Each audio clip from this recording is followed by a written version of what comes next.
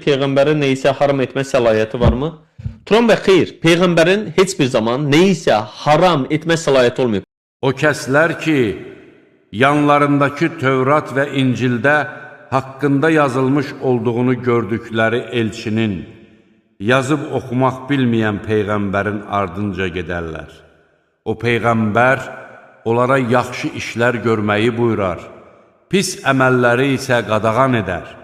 Onlara pak şeyləri halal, murdar şeyləri isə haram edər. Onların ağır yüklərini yüngülləşdirər və onları buxovlardan xilas edər.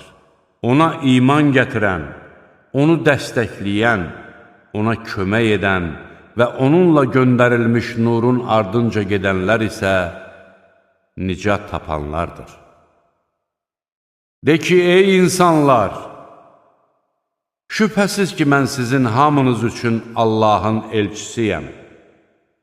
Göylərin və yerin hökmranlığı ona məxsusdur.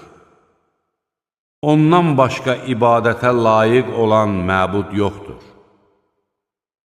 O həm dirildir, həm də öldürür.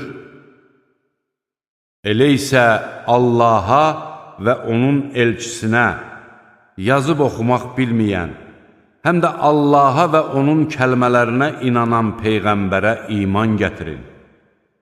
Onun ardınca gedin ki, bəlkə doğru yola yönələsiz.